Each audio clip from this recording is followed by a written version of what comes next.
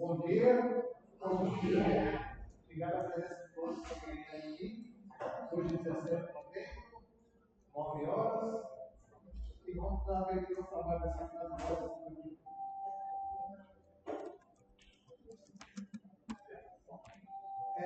fazer uma leiturazinha para os nossos amigos, a gente está iniciando a palestra. Marisa vai fazer afinidades. O que mais o atrai? Uma peça de teatro que ressalta o amor ou um noticiário jornalístico que evidencia a violência? Um trabalho voluntário numa obra assistencial ou a cama que convida ao sono profundo? Um diálogo sereno sobre algo positivo ou a anedota picante que continua, que contamina o cérebro? Estar junto da família, que inspira por sua presença, ou jogar a conversa fora com conhecidos? O tempo religioso ou a festa do culto? Respondendo a essas perguntas, saberá quais as suas companhias espirituais, uma vez que tudo na vida é uma questão de afinidade, com o descobrimento de que você realmente gosta, conhecerá seus afetos. Se realmente deseja o amparo pelos benfeitores espirituais, a única maneira de consegui-lo é afinizar-se com o bem. Então, as perguntinhas, né? Para isso aqui, se você prefere mais ou menos, doces, salgados, né? E você vai definir a sua afinidade, principalmente espiritual, né? Como você vai proceder a sua vida, sua pergunta, sua maneira de ser. E aí nós vamos refletir, né? Hoje nós temos a análise para uma lista. O tema dela é Deixe-me Partir. E alguns minutos ela está conversando com a gente. Agora passando os avisos da casa, vocês sabem, a gente funciona às quintas-feiras às 20 horas, e ao domingo às 9 horas, com palestras públicas. Durante a semana temos alguns cursos, algumas atividades, tem bazar. O bazar a gente convida aí, quem puder subir, o bazar superior tem a outra bazar. E o bazar aceita doações. Doações de muito bons, né? Funcionando, por exemplo, roupas que você não usa mais, para guardar dentro do guarda-roupa, pode trazer aqui que as meninas transformam na boutique. É bem aceito. E outro trabalho também, a assistência social, necessita de retorno não perecíveis. Então, por exemplo, se você trouxer óleo, açúcar, leite, arroz, feijão, macarrão, são coisas para compor a nossa cesta básica. Também para agilizar, mas também para melhorar. Bom, e agora vamos aí no seu lugarzinho, mas manter essa aplicação, se sentir, para absorver os conhecimentos que eu aqui, que ela possa nos discutir a sua palestra, os seus conhecimentos, não só o seu conhecimento, mas o que ela vai ser incluída na palavra aqui para nós. Que cada um receba aí na jornada possível as palavras da companhia do irmão. Muito obrigado a todos e vamos convidar a Marisa.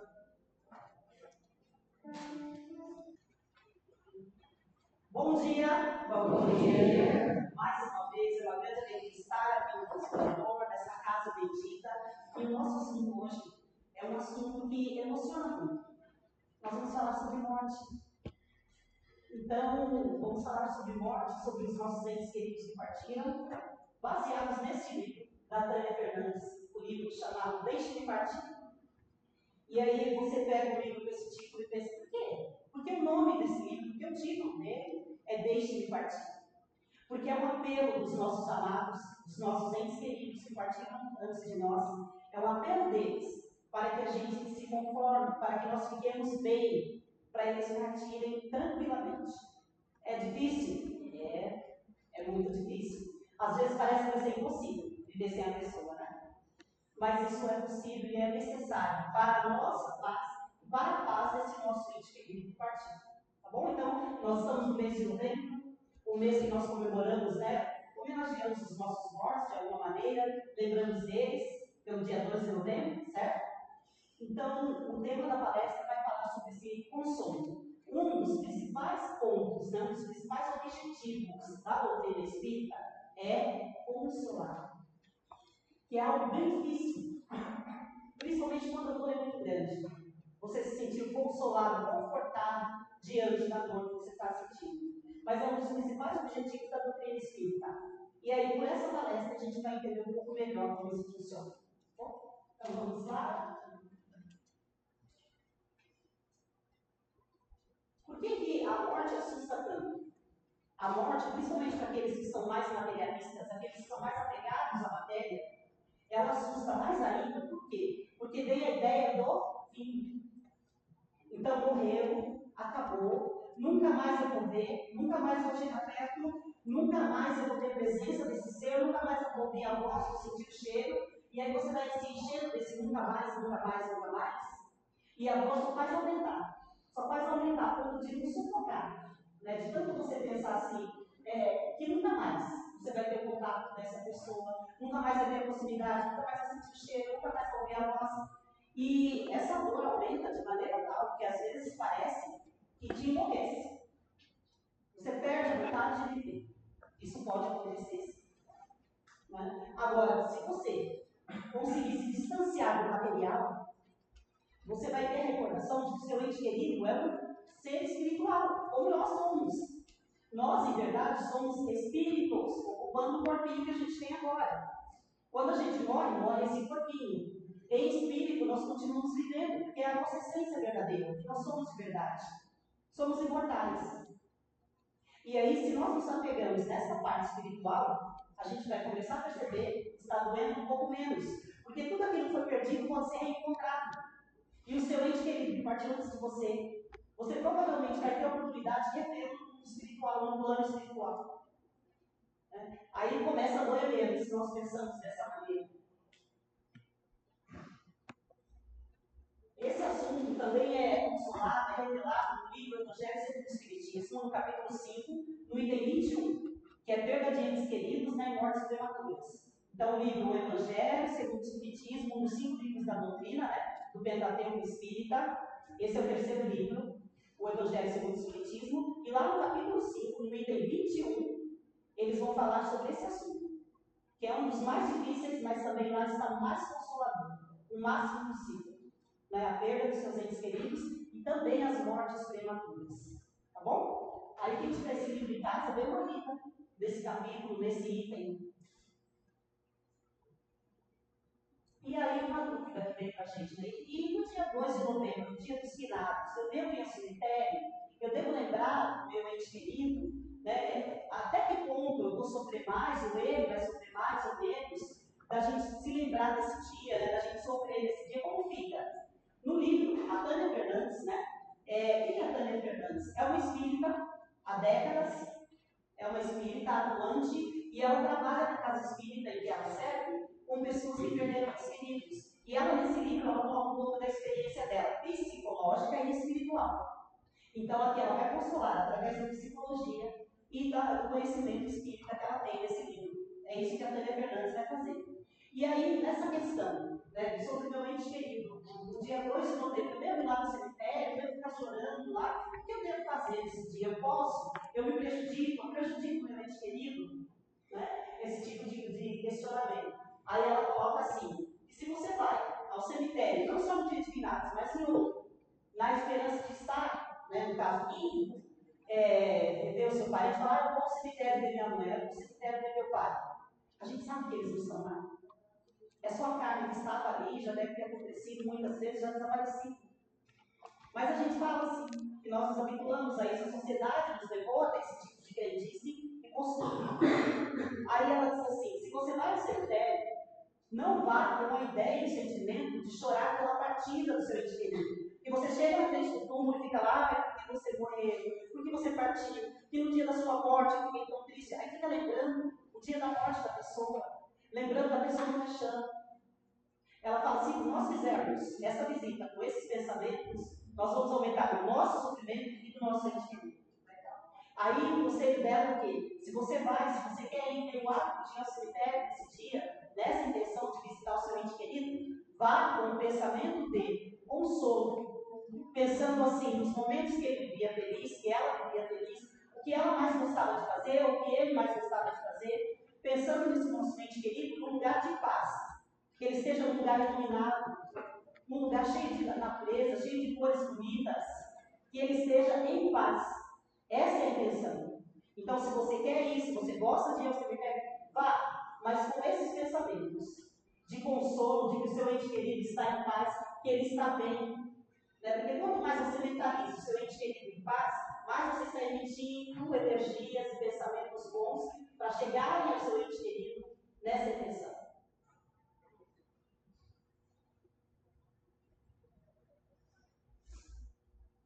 Aí aqui, independente da religião que nós tivermos, independente da que tivermos, a morte de um ser próximo a nós pode causar para a gente a perda da fé, a revolta contra tudo e contra todos. A gente tem a tendência de procurar culpados pela morte do nosso ente querido. E se não achar culpado, a gente se culpa. Isso é muito doloroso, mas acontece bastante. Isolamento. Você vai vivenciar aquele momento como se a sua vida tivesse acabado. Não quero mais se relacionar com ninguém. Não tenho vontade de falar com mais ninguém, de ver mais ninguém. Pode chegar a depressão, a uma depressão profunda que te leva ao suicídio. Pode pensar que a vida acabou. Né? A partir desse momento, a vida acabou, essa perda foi demais. E somente o tempo pode te ajudar a amenizar essa dor. Quem perdeu um ente querido próximo sabe, né, que as pessoas têm ditado assim: o tempo cura tudo. Todo mundo já ouviu esse ditado, né? O tempo da gente é tudo, o tempo.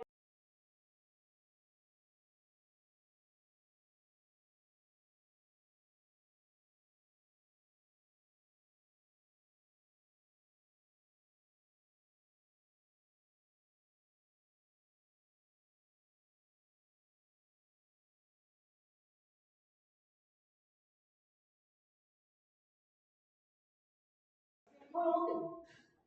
Então, o tempo ajuda sim, o tempo ameniza sim, mas dependendo da sua postura diante desse sofrimento, do que você vai escolher fazer. Você não tem domínio sobre aquele sofrimento. Você não pode dizer assim: eu não vou deixar que o meu filho seja atropelado. Ele não vai morrer atropelado, vou impedir isso. Você não tem esse poder. Mas você tem o poder de agir diferente diante dessa dor. Isso você tem, o poder sobre nós mesmos, aí nós temos. Né? E aí você vai ver que o tempo ameniza, você vai conseguir lembrar desse seu ente querido com menos dor, com menos sofrimento, porque você ora muito para que ele esteja bem, para que ele esteja em paz. Lembrando que toda vez que você para para fazer uma oração por alguém, aqueles fluidos, aqueles pensamentos, a energia que você emitiu no momento de fazer essa oração, essa prece por alguém, seja por alguém que se foi ou não, essas energias estão primeiro onde? Em você. Essas energias, esses fluidos de consolo, de felicidade, de amparo, estão onde primeiro? Em você. Você sente primeiro. E aí você emana. Então, lembrando que com essas energias, com esse pensamento, com essa mudança de conduta diante dessa morte, dessa separação, você vai começar a se sentir melhor. Vai conseguir lembrar sem chorar, contar o que aconteceu sem chorar, vai conseguir ver fotos. E aí a tecnologia existe, né, para facilitar a nossa vida, só que aí a gente tem áudios da pessoa, áudios antigos que a pessoa mandou, e às vezes nós ficamos ouvindo para relembrar a voz, para matar a saudade, só que isso muitas vezes causa mais dor. Então a gente tem que tomar cuidado com esse tipo de lembrança. Mas o tempo vai sim nos ajudar, se nós agirmos dessa maneira. Né? Aqui o livro tem 53 capítulos e a intenção principal dele é consolar todos que passaram pela perda do luto, da dor da morte de alguém próximo, né? E aí vai nos ajudar a entender e a viver bem com o nosso maior medo. O maior medo que o ser humano tem, se você perguntar para ele, de repente, não é tempo dele pensar, porque quando a gente responde de repente, é a nossa resposta mais sincera, né? O nosso eu verdadeiro respondendo. Agora, se você não tem para a pessoa pensar, ela vai falar de outros medos, mas se você perguntar assim, do nada, qual é o seu maior medo? A pessoa morte. É automático. Porque nós queremos viver. A ideia, né, da vida é tudo que nós E aí, quando se fala de morte, tem gente que sai de perto, tem gente que não quer ouvir, como se você simplesmente se ouvir uma conversa sobre morte iria te proteger de morrer ou perder alguém. Não vai fazer diferença. Agora, como seres espirituais que somos, nós deveríamos, desde pequenos, falar da morte. Ah, se eu morresse amanhã, se eu morresse nesse dia, eu gostaria de tal coisa. Falar assim, com naturalidade. Independente da idade que nós temos. Ai, você é muito jovem para falar de morte. Imagina, você é adolescente, fica falando essas coisas, coisa mórbida. Então, faz parte da vida.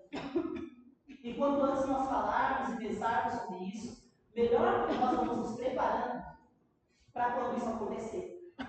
Né? Ah, se minha mãe morresse, meu Deus, eu ia ficar louco se minha mãe morresse. Mas ela pode morrer a qualquer momento, como qualquer um de nós pode. E aí, quanto mais a gente tentar enfrentar a morte, né, a ideia da morte, melhor para nós. E aí nós vamos, a partir do momento que a gente continua vivendo, a gente vai descobrir uma coisa, que existe um medo maior do que a morte. Como assim existe um medo maior que a morte? Existe um medo maior que a morte, principalmente para nós adultos que já somos pais.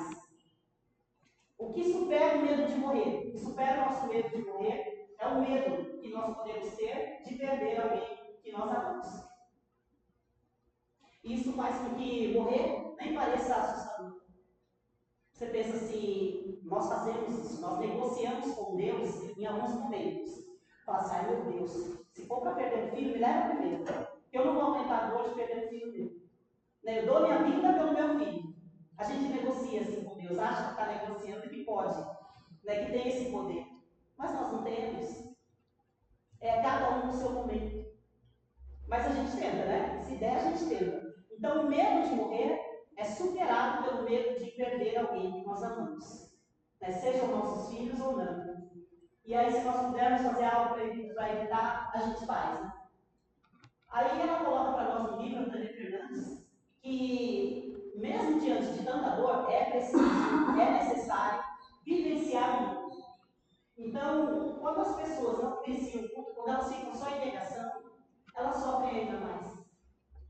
Então, nós precisamos passar por esse período. Vai ser doloroso, vai te trazer muita dor, muito sofrimento, vai.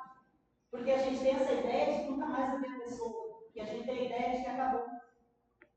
Mas se você não passar por esse período de luto, você vai sofrer por mais tempo ainda.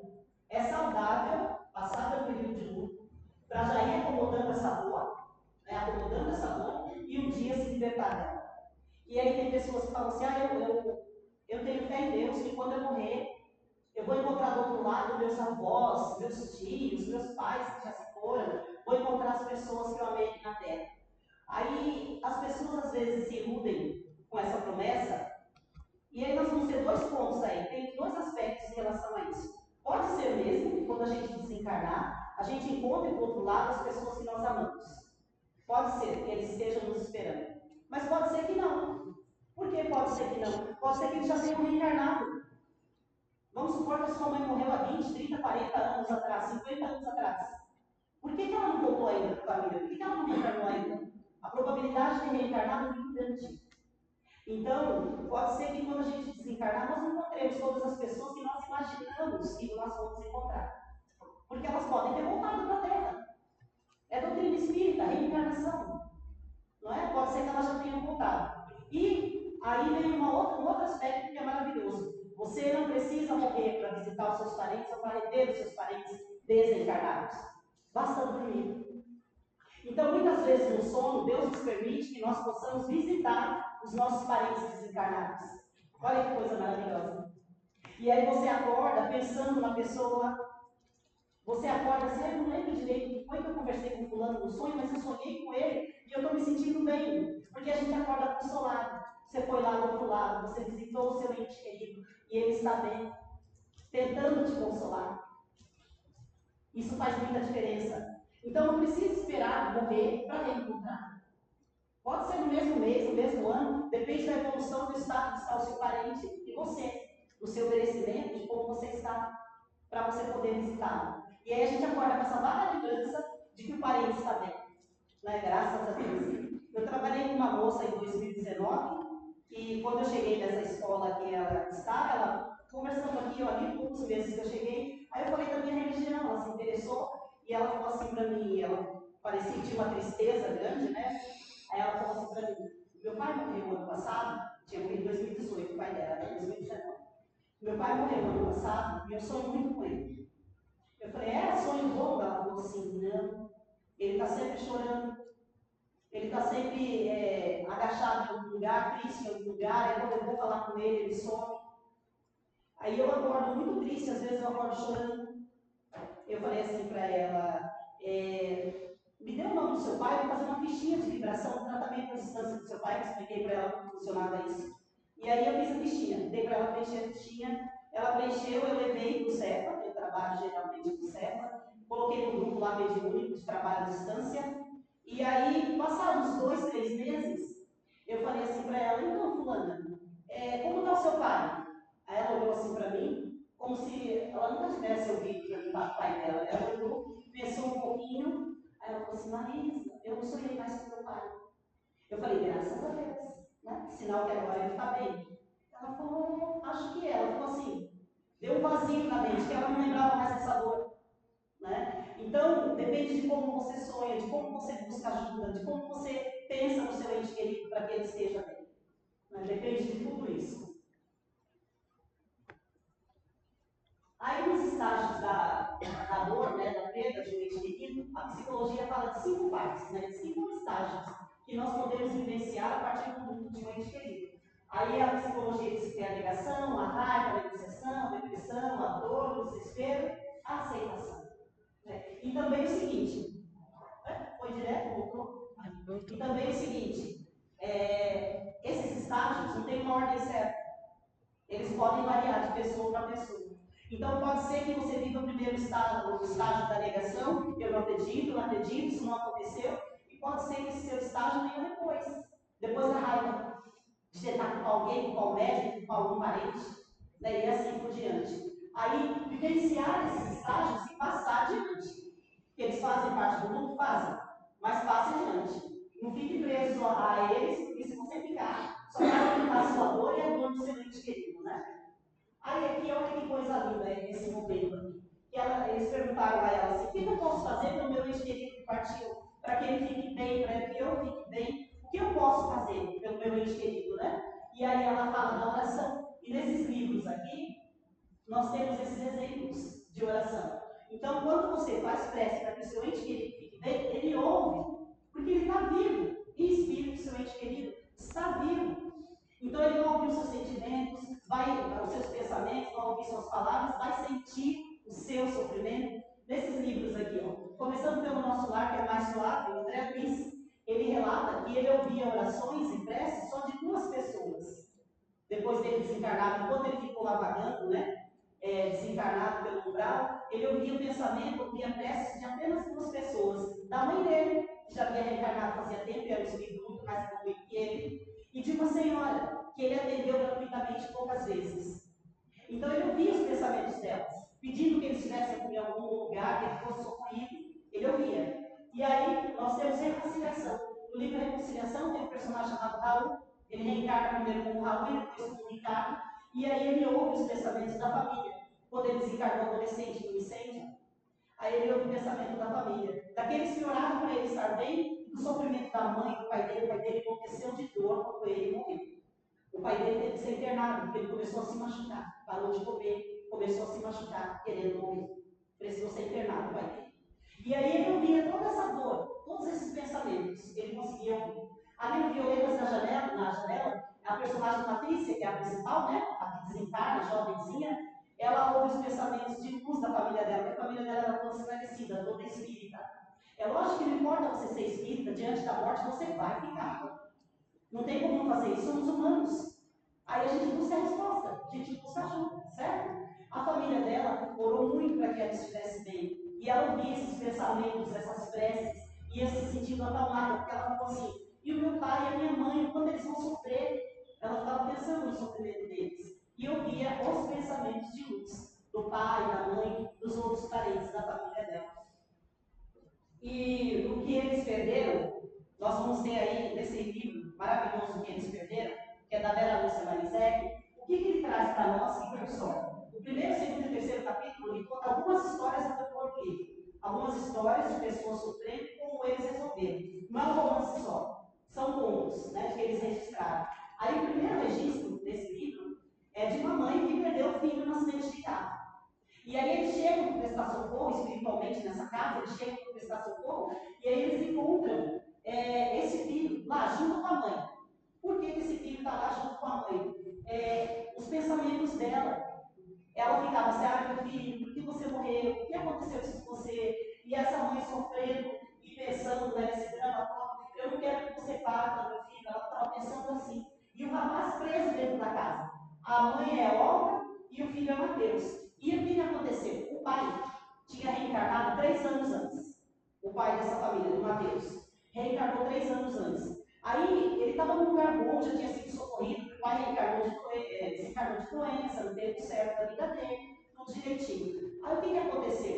Ele estava num lugar bom, numa colônia, que ele já tinha sido socorrido. Quando ele vê o sofrimento da esposa, que está reencarnada, e do filho que desencarnou e ficou lá perdido junto com ela, ele tenta ajudar.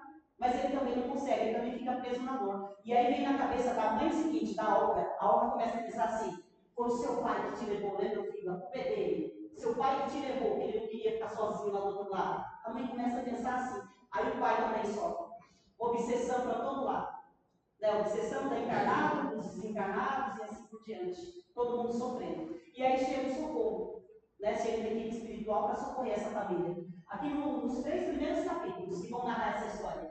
Gente, na hora que ele descreve o rapaz do lado da mãe, abraçado, brigando com o pensamento da mãe, a mãe respondia algo que o filho falava, o pensamento dela. Aí você pensa assim, meu Deus, eu já fiz isso. Eu já tive a impressão que era só o meu pensamento, eu estava conversando e vinha a resposta e eu rebatia. É assim que ela fica. A sintonia do amor que os envolvia. Só que no momento ruim, que ela deveria ter deixado o filho partir em paz. Né? E aí esse livro faz com que nós entendamos melhor esse processo. Tem que ler, vai perceber, né, essa ajuda. E aí, uma das coisas também mais difíceis que nós temos que fazer, né? Lembrar que nossos filhos são um empréstimo de Deus. Deus nos concedeu os filhos para que nós cuidássemos deles, que nós aceitamos essa missão de Deus, de cuidar deles, mas eles são de Deus, como nós somos de Deus. Então, assim, o filho é meu, saiu de mim, eu criei, eu dei a vida para esse ser. Então, você está fazendo um trabalho que você aceitou fazer. É como se nós fôssemos trabalhadores. Então tem lá o patrão que fala, Marisa, confio em você, esse rapaz aqui, ó. Você vai cuidar dele, vai dar luz, vai sustentar, vai dar educação, vai fazer tudo. Tá bom, é um trabalho. Aí ele fala assim, ó, um dia eu venho buscar. Eu falo, tá bom, é do senhor, do outro lado é fácil. Aí chega aqui, se esse filho vai antes da gente, aí a nossa vida desmorona. Ali, desse é o direito de sofrer, mas não corra junto. O pensamento de Eugênio está. E aí a gente pensa assim, mas por que Deus tem que levar as pessoas tão jovens? Se tem tanta gente velha precisando morrer, se tem tanto bandido, tanta gente má nesse mundo, por que Deus leva uma criancinha e só vai trazer dor para a família? Cada um de nós tem o seu tempo certo de ficar nessa vida. Tem até os natimortos, não é? É gerado até o 9º mês, na hora de nascer, morre bem. É o tempo que a gente precisa. É só esse tempo. Às vezes é só para recuperar o perispírito. Pode ser que essa criaturinha que estava ali no ventre da mãe dela tenha sido suicida em alguma outra vida. Precisava só reconstruir o perispírito. E depois volta numa outra oportunidade. E aí as criancinhas que às vezes já nascem doentes, vivem poucos dias, né, que são as que a gente mais questiona. Essas pessoas vieram para viver pouco tempo. É isso, era o problema delas. Não era para ficar muito tempo aqui entre nós. Era o tempo que a pessoa precisava para se recuperar e continuar evoluindo. Aí pode ser complemento de uma vida anterior, está lá no livro dos espíritos, ou uma inspiração para a pessoa ou para os pais. Isso também pode acontecer. Essa imagem aqui é dolorosa, mas fala.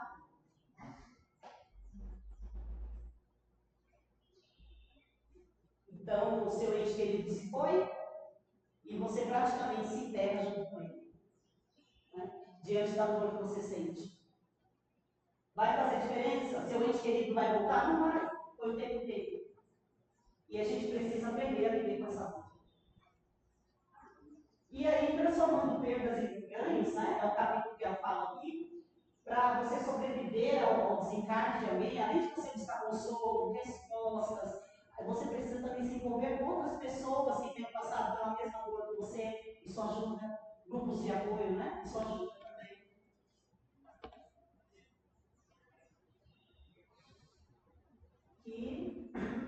E aí, em transformar perdas em ganhos, ela fala assim que se você conseguir sair da sua dor, se esforçar para sair da sua dor, para socorrer alguém que esteja sofrendo mais que você vai sentir o seu sofrimento diminuir. Como assim? Então você está ali daquele jeito que o mundo acabou para você está sofrendo demais, você está com dor demais, você não quer saber de mais nada. Se você olhar um pouquinho mais para o lado, a sua vizinha ali na rua de baixo, você perdeu um filho, às vezes ela perdeu dois.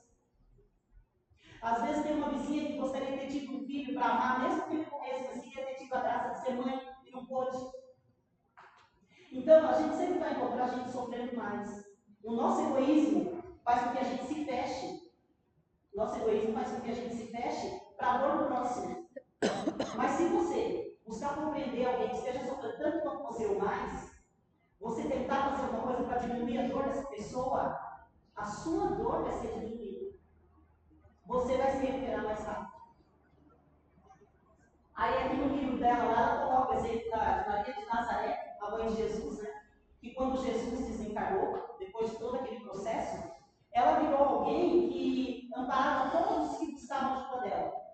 E aí ela diz nesse livro, Boa Nova, que ela sentia que cada ser que ia lá na casa dela pedir ajuda, perguntar de Jesus, era como se fosse Jesus voltando para ela. Olha que coisa linda.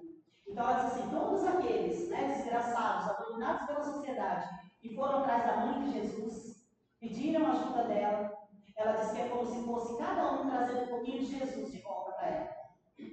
E ela consolava e fazia tudo que ela podia ajudar a esses que foram buscar a ajuda dela. Aí fala, mas é Maria com Jesus, né? É fácil. Será? É mãe como qualquer um de nós. E o sofrimento dela foi genuíno como o sofrimento de qualquer outra mãe.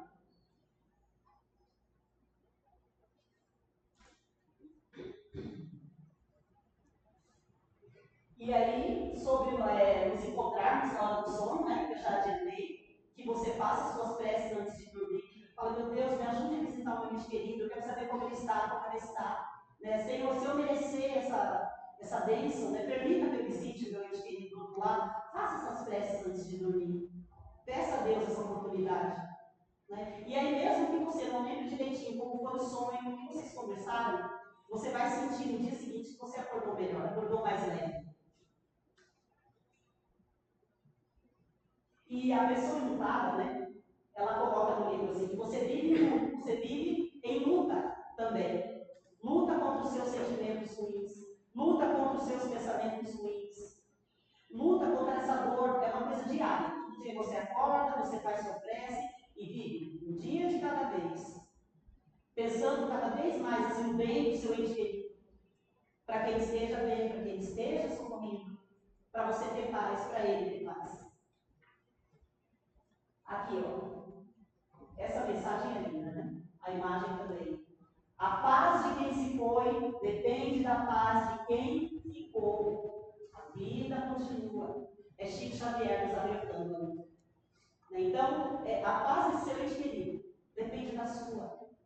Então, você tem que estar bem para ele ver os seus pensamentos bons. Porque se seu ente querido percebe o seu sofrimento intenso, ele não vai ter paz do outro lado. Então, depende dos dois lados de nós aqui. Que nós fiquemos em paz, para o nosso ente querido também ficar. E se meu ente querido partiu pelo suicídio? Tem mortes que fazem com que a gente sofra mais ainda, né? Suicídio e assassinato. São dois tipos de mortes que fazem com que a gente sofra mais ainda. Se alguém matou o nosso ente querido, se o nosso ente querido se suicidou, o nosso sofrimento ainda aumenta. Porque nós vamos nos encher de culpa, de arrependimento, vamos culpar o nosso ente querido. Por que você se envolveu naquela briga? Você não devia ter ido lá naquele dia para fulano te matar. Mas por que você se matou? Você não me amava o suficiente. Você queria que eu sofresse desse jeito? E esses pensamentos, ó, vão lá no nosso ente querido. Esses sofrimentos vão até eles, né? E eles sofrem mais. Busquemos o perdão para sermos consolados e consolá-los. Então, essa busca do perdão é assim: perdoe seu ente querido pelo que ele fez. Perdoe. Compreenda que a dor dele foi tão grande que para ele foi mais fácil se matar do que continuar vivendo. Ele achou que se matando ele ia diminuir a dor dele, ia acabar a dor dele e a dor dos parentes. Porque a pessoa que chega ao suicídio, ela acha, no pensamento dela, ela acha que ela vai ser melhor morta que viva. Porque ela pensa assim: se eu continuar vivendo, eu vou continuar trazendo dor para esses que eu amo. Então é melhor eu morrer, que aí eu acabo com a dor deles e com a minha também. A pessoa vai chegar nessa conclusão. Ela não está avaliando o quanto você vai sofrer. Não está. Ela só está achando que vai conseguir acabar tudo, que vai conseguir resolver. Então, perdoe. Perdoe seu ente querido que fez isso, que se suicidou, deixe ele em paz. Perdoe seu ente querido que foi assassinado, ou que passou por um acidente que você acha que ele podia ter evitado. Né? Que nem a mãe lá que eu exemplifiquei, do que eles perderam. O rapaz veio de uma balada, bebeu bastante na festa, voltou dirigindo de madrugada para casa, o Mateus que morreu, e aí o que ele fez? Numa rua perigosa, ele foi ultrapassar um caminhão. Pegou outro caminhão de frente. Só ficou o carro amassadinho, né? E ele totalmente. Mas foi uma coisa que ele provocou. Ele bebeu e ainda foi fazer uma ultrapassagem perigosa. Aí ele também ficou revoltado contra Deus. Ele fala: eu era muito jovem, eu devia morrer. Aí os inimigos da luz vão tentar explicar para ele: mas por que aconteceu? Ah, não foi culpa minha. Não? Só que aí a gente tem que perdoar. Não ficar brigando com o parente. Ah, se você não fizesse aquela ultrapassagem, se você não tivesse bebido, gente, não tem como voltar lá e não dá nada disso. Não é possível. Voltar nesse passado e evitar. Não é possível. O que é possível? Com o que eu tenho agora, com o que eu sei agora, com o consolo que eu tenho agora, o esclarecimento, eu vou agir diferente. E uma das maneiras de agir diferente é começar perdoando esse indivíduo. Lembrando que setembro é o mês do suicídio, né, de preservação da vida, o mês de campanhas, né? Para que a pessoa perceba que ela não está sozinha e se esforce mais para continuar nessa vida. E aqui, já quase terminando, ela coloca lá no livro que é preciso também a gente cuidar das pessoas que foram cuidadoras daquele que desencarnou. Então, se é um filho e ele sofreu um acidente e ficou aleijado, né, tetraplégico, por exemplo, tendo que ser cuidado numa cama, ou se é um idosinho nosso, parente nosso, que está muito doente, está perto de desencarne, ou se é um parente nosso que tem uma doença como câncer, que a gente cuida, que outros cuidam. Aí ela coloca assim, que é preciso, né, cuidar dos cuidadores, das pessoas que ficarem responsáveis por esses nossos entes queridos. Eles precisam de uma certa atenção. E aí, outra coisa que a gente não imagina que possa acontecer, que seja bom. Se perguntar como você quer morrer, a maioria das pessoas vai dizer assim: eu quero morrer de repente, eu quero morrer rápido. Né? A gente vai falar assim: olha, se você tivesse o poder de escolher como você quer morrer, como seria? Eu quero amanhecer morto, quero morrer rápido. Então, aí nesse livro, por exemplo, Quem Tem Medo da Morte, Richard Simonetti, ele vai explicar para a gente, muito bem explicadinho, o seguinte: quando você tem um período para se preparar para a morte de uma doença longa, por exemplo, que nem eu falei, esses cuidadores, né, que vão passar às vezes meses com a pessoa até ela desencarnar, esse tempo é uma bênção de Deus para a família se reconciliar, por exemplo. Então, se você tem ódio daquele seu tio que está lá morrendo de câncer, esses meses que ele está quase desencarnando, é um tempo para vocês se perdoarem, para vocês ficarem bem antes dele partir, para que não haja ódio depois. Parece uma tortura, mas na verdade é uma bênção. E ele fala assim, que esse sofrimento, esse período de sofrimento é como se fosse uma cirurgia plástica para a alma, para você ir ficando bonito enquanto isso. E aí entra também uma outra parte para a gente pensar, que é a da pessoa em estado de coma. Porque às vezes dizem assim: está em coma, já está praticamente morto. Então, o corpo está em coma. O corpo está quase morrendo. A pessoa em espírito está te ouvindo quando você vai lá visitar. A ciência já comprova isso, né? Dos que voltaram do coma para contar. Então, essa pessoa está ouvindo seus pensamentos, está ouvindo suas palavras quando você vai lá visitar. Ainda que pareça que ela não vai voltar à vida. Mas é o espírito está ali. Né? Sãozinho, consciente do que você está falando e pensando perto dele. E aí, lembrando, né, que a morte não é o fim, e muitas vezes, quando a gente se revolta contra a morte, só representa que nós estamos inconformados ou arrependidos, ou que nós temos medo de viver sem a pessoa. Às vezes a pessoa sofrendo, assim, se desmanchando em vida, a pessoa tremendo sofrimento, e a gente, ai meu Deus, deixa minha mãe morrer, deixa meu pai morrer, e a pessoa se desmanchando, quase deixando de existir sobre os nossos olhos, e nós com medo de viver sem a pessoa, pelo nosso egoísmo. E pelo arrependimento que às vezes a gente tem, né? A gente quer que a pessoa continue vivendo, mesmo diante de tanta dor, de tanto sofrimento, que é só um reflexo do nosso egoísmo. E lembrar que o momento da partida desse nosso ente querido, o momento da despedida, da partida, para nós é a partida, para nós é a despedida. Mas às vezes para a pessoa, né, já lá do outro lado, tem parentes esperando por ela, é reencontro. É reencontro dessa mãe amada, desse pai, de algum ser que partiu antes e veio recebê-la, né, como representa ali na imagem.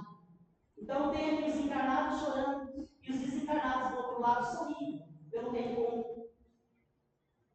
Esse tipo de pensamento também ajuda muito. Aí aqui, lembrar que as pessoas ficam de luto também por seus pets, por seus animaizinhos de estimação, né? Tem pessoas que perdem um animal de estimação e sofrem como o luto de um ser, de um parente próximo. E nós precisamos respeitar essa dor. Né? Falar com cuidado perto da pessoa. Ah, é só um cachorro, né? Não. É um ser que a pessoa amou, né? É um ser que a pessoa amou, que a pessoa continua amando. E o respeito é o mesmo. Né? Nós precisamos agir assim perante ela, né? Seja qual for o tipo de animalzinho que esse nosso irmão tinha. E aí nos preparar para deixar partir esse ente querido. Aí a Tânia Fernandes diz assim, saudade com dor não pode, só pode saudade com amor. Porque essa saudade com amor, lembrando só do melhor e desejando só o melhor para a pessoa, vai fazer com que a pessoa fique bem, com que nós fiquemos bem. E aí ela fala, né? Cultivar lembranças e tudo. E como eu falei inicialmente, são 53 capítulos. Aqui eu abordei só alguns tópicos. Então esse livro tem 53 itens de consolo, explicando a morte, explicando como nós podemos agir diante daquela situação, de cada situação diferenciada. É muito bom mesmo. Então vai trazer as respostas que a gente precisa. E ali o Charles Chaplin, né, um dos gênios, o humor da nossa comunidade, ele diz assim: a vida me ensinou a dizer adeus às pessoas que amo, sem tirá-las do meu coração. Então a gente continua amando, porque nós vamos nos encontrar. A gente não precisa se livrar, deixar que esse amor vai embora de maneira nenhuma, continue amando. Que a ideia da vida é esse amor, mas amando de maneira leve, né? E aqui mais um conselho, né, de como nós podemos agir diante daqueles que partiram, ajudando o próximo, diminuindo a dor do próximo. Ali no livro Redenção tem a personagem Heloísa, que perdeu um filhinho de 9 anos de idade. O filho dela já passou por vários problemas de saúde, só viveu até os 9 anos. E ela não teve outro filho. E a Heloísa era uma dessas pessoas tão ricas que nem sabe quanto tem. Sabe? Dá para imaginar uma pessoa que é tão rica que nem sabe quanto dinheiro tem? A Heloísa era assim. E aí, quando morreu o filho dela, ela transformou o castelo onde ela morava numa escola, numa oficina de costura para as mães pobres da região, da comunidade que ela morava. E aí ela colocou professores para dar aula para essas crianças, alimento para essas crianças, só iam embora para dormir, porque era uma gente muito pobre que vivia em volta ali na comunidade dela. E aí ela diz assim, que várias vezes, enquanto ela passava por esses acontecimentos, né, via as crianças estudando, as crianças brincando, ela diz assim que ela via o filho dela, que era Renê, ela via o filho dela brincando entre essas crianças que ela ajudava. Olha que presente de Deus. Ela falou que ela via o filhinho dela correndo entre as crianças no intervalo. Lindo, né? É você sofrer ajudando. E encerrando, Liliane, por favor. Tem esse vídeo que a Liliane vai colocar ali para nós, que ele fala que Deus está em tudo, em todas as nossas dores, em todos os nossos amores, em todos os momentos. E a nossa maneira de sofrer menos é com a fé. Com a fé que nós alimentamos. E colocar essa fé em palavras, na oração, na prece, para diminuir a nossa dor e a do nosso ente querido. E aqui, enquanto ela passa, Vamos torcer para dar certo, Marisa. Se não der certo, tudo bem. Tem um texto que eu trouxe, que é uma psicografia do Chico Xavier, que se chama Eles Vivem. Nessa psicografia do Chico Xavier, pode pegar um passar para trás, por favor? É assim, para quem nunca recebeu uma psicografia de ente querido, Falar, eu já fui em lugares que teve psicografia, não recebi nada, queria tanto saber como está meu parente, né? Meu ente querido, minha mãe, meu pai, e o Chico, ele fez uma psicografia que serve para todo mundo. Essa psicografia aqui do Chico Xavier, ela serve para qualquer pessoa, porque ele fala de maneira genérica e consegue consolar. Tinha que ser o Chico Xavier, né? Ele consegue consolar, mesmo assim. Não vai? Posso pôr? Ah, Marisa tá indo no celular, mas não tá passando lá. tá bom. Então vocês levem para casa essa mensagem, tá bom? Que é linda, levem para casa essa mensagem, que ela console os seus corações, que nós tenhamos conseguido trazer o esclarecimento através da Tânia Fernandes, da doutrina espírita, para o nosso bem, para o bem de todos os convidados. Bom, então vamos encerrar com a prece. Vamos elevando os nossos pensamentos mais uma vez a Deus, sentindo gratidão por termos chegado a esta casa hoje, por termos chegado à casa espírita consoladora nesta manhã de domingo. Gratidão, Senhor, pela oportunidade desta vida. Perdão, Senhor, pelas vezes que esquecemos de agradecer. E dessa maneira, com nossos pensamentos elevados, ligados a Deus Pai amado, Criador de todos nós, vamos vibrando, colocando em movimento um pouco das nossas melhores energias em nosso favor e favor do nosso próximo. Vibremos pela paz no planeta Terra, pela paz nos países que se encontram em guerra nesse momento. Vibremos por nossos irmãos que estão presos no corpo do Espírito para que se libertem através do amor. Vibremos por nossos políticos, pelos governantes, pelos poderosos, pelos ricos, para que eles cumpram o bem que prometeram. Vibremos por nossos irmãos em hospitais, na situação de internos, de parentes que os acompanham, ou de trabalhadores dos hospitais, para que o amor de Jesus ampare a cada um em sua necessidade. Vibremos por nossos irmãos mais velhos, pelas crianças que estão em situação de abandono ou de maus tratos, para que fraternidades amorosas, pessoas boas, cheguem até eles.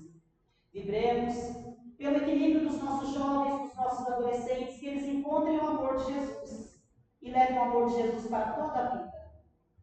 Vibremos para que as fraternidades de Maria de Nazaré, Mãe de Jesus, Mãezinha de todos nós, alcancem os nossos irmãos que vivem pelas ruas, na situação de vício em drogas, na situação de abandono, na situação de doenças, na situação de pobreza extrema, que eles recebam essas fraternidades de Maria, que os alcancem para diminuir a dor deles. E vibremos por nossos irmãos suicidas, onde quer que se encontrem. Vibremos mais uma vez gratidão a esta casa, gratidão aos Espíritos da Luz que nos abraçaram quando nós aqui entramos nesta manhã. E que essa gratidão seja levada para os nossos lares. Vamos nos mentalizar na porta da frente dos nossos lares. E do nosso lado direito está Jesus, feito um sol. Jesus, Mestre amado, adentre o nosso lar, Mestre. Abençoe, Jesus, cada cantinho da nossa casa, cada cantinho do nosso lar. Envolva, Senhor Jesus, abrace a todos os nossos parentes encarnados e desencarnados que estão em nosso lar. Abençoe e abrace, Jesus, a todas as pessoas que convivem conosco, aos nossos animais, às nossas plantas. A todos aqueles que nós gostamos, Jesus, abençoe e cuide, Mestre. E abençoe ainda mais aqueles que nós não amamos. De volta para cá com os nossos pensamentos. Mais uma vez emanemos gratidão. E vamos pedindo, Senhor Deus, que a vossa bondade se estenda sobre tudo que vós criastes. Piedade, Senhor, para aqueles que vos não conhecem. Esperança para aqueles que sofrem. Que a vossa bondade permita aos Espíritos consoladores derramarem por toda parte a paz, a esperança e a fé. Que assim seja. Graças a Deus.